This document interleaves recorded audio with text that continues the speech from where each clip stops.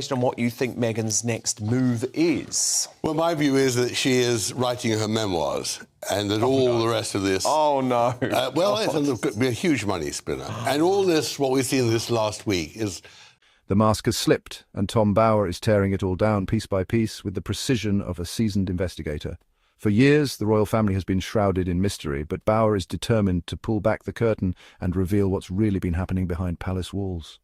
In a stunning new revelation that's sending shockwaves through royal circles and beyond, the outspoken royal biographer has exposed Meghan Markle and Prince Harry, calling them nothing less than royal imposters. His claims are bold, his evidence compelling, and the world is watching, pretending to serve the crown while secretly scheming to build their own empire. It sounds like the plot of a blockbuster drama, but according to Bower, this is the real-life story the palace desperately wishes would stay hidden. The headlines have been relentless, the rumours swirling for years. But now, with Bower's explosive new book, the truth is impossible to ignore. This isn't just another royal scandal. It's a full-blown exposé the palace wishes you'd ignore. But the public can't look away. Absolute media manipulation of the most extraordinary kind. First of all, this dancing at the Beyoncé concert, which was clearly all set up to film her hugging Harry. That was all phony. And then Harry knocking the media for not being nice to the Afghan victims, which was completely untrue. Harry's outrageous entry to the St George's Chapel just when the Cambridges were doing their service for remembrance of the late Queen. But I thought tonight this was really ridiculous. There was Harry doing really good stuff with the Victor's Games, but playing on these poor victims of war to somehow promote himself in Dusseldorf, which was absolutely, I thought, pretty nauseating. And for her, Meghan, to pretend that she was late because she had to give her children milkshakes was just ludicrous. I mean, this is a woman who talked tonight about the importance of family. The importance of family. From Meghan Markle, who did her best to destroy the royal family, who ignores her own father, who talks about we've got to look after victims and leaves her father in Mexico with a stroke and doesn't visit him, and talks about family values. These are two real imposters. And what is really annoying is that we shouldn't have to in any way admire what they're doing in Dusseldorf, because they have wrecked with all their lies. The lies on Oprah Winfrey, the lies in Spare, the lies that Harry said in his interviews about his father and his brother. And he comes to England, makes no attempt to visit his father or brother, makes no attempt to apologise for his past behaviour. Meghan carries on her lies and all the rest of it, and it really is shocking. According to Tom Bower, Meghan and Harry were never truly committed to royal duty. From the very beginning, he claims, their hearts and their ambitions lay elsewhere. He calls them royal imposters, using the prestige of the monarchy to gain fame, influence, and a whole lot of wealth, only to turn their backs on it all when it suited them. The glitz, the glamour, the global attention, it was all part of the plan. Bower claims it was a long-term game plan. Win the wedding, grab the titles, then cash in, Hollywood style. The royal wedding was just the beginning, a launch pad for a new kind of celebrity, one that blends royalty with red carpet.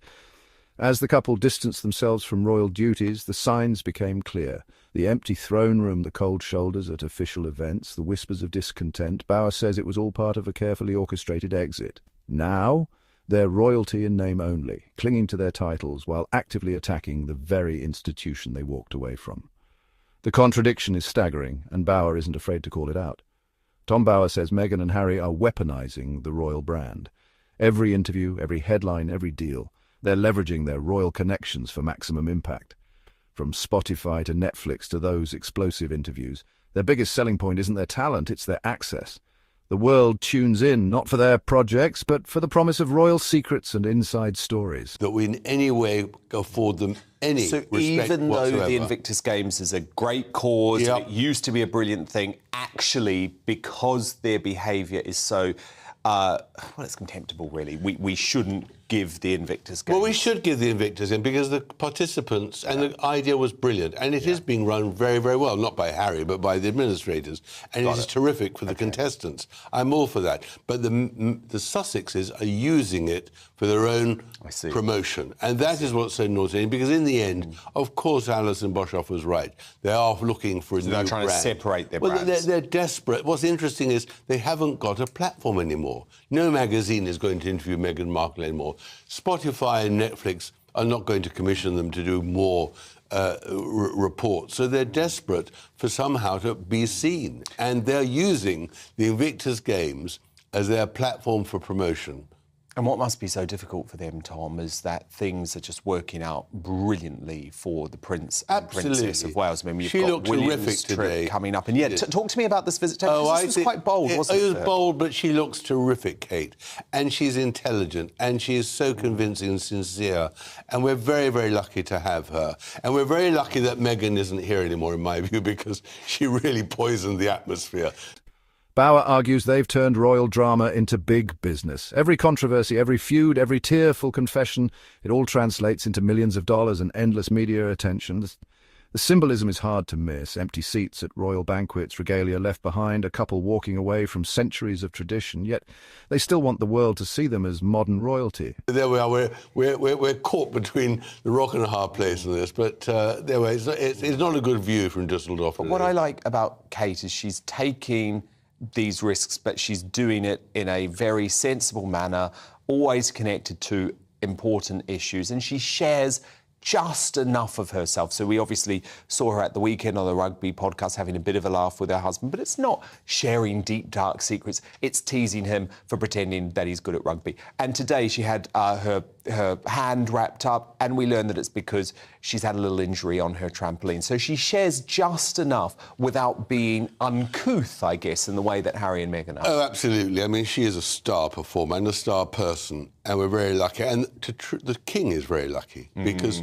King Charles, at the moment, in my view, is going through a doldrums. I don't know if he can pull himself out of it. I think he's not having a great run on his first anniversary. But everything is saved by Kate and her husband. That's the truth. And William's obviously got his trip to New York as well. And it's very important. And what's interesting is he is so popular in America. And Harry and Meghan... More popular than Harry and Meghan. Much more popular. May long last. But here's the catch. They want all the perks of royalty with none of the responsibility, the luxury, the status, the global platform, without the duty, the sacrifice, or the service that comes with the crown. And in doing so, they've created what Bauer calls a phony version of royal life, one built entirely on victimhood and revenge. The narrative has shifted from service to self-promotion, from duty to drama. The public is divided. Some see them as brave truth-tellers, others as opportunists. The debate rages on, with every new revelation fueling the fire. Do you believe Meghan and Harry have betrayed the royal family? Is this a story of rebellion or a calculated act of betrayal? Are they royal rebels? Or royal frauds?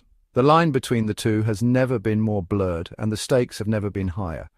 I want to know what you think, so drop your thoughts in the comments. Don't hold back. Your voice matters in this conversation, and I'm reading every single one. If you're tired of the endless royal drama, if you're ready for the truth to come out, hit that like button right now. Let's show the world that we're not buying the fairy tale anymore. And don't forget to share this video with your friends and family. If you know someone who needs to hear the truth behind the headlines, send this their way. Subscribe for more hard-hitting royal reality. We're just getting started, and you won't want to miss what's coming next. Thanks for watching, and stay tuned. The royal story is far from over, and the next chapter could be the most shocking yet. The truth always rises. No matter how hard they try to hide it, the light will always break through the darkness. Stay curious, stay critical, and keep seeking the real story.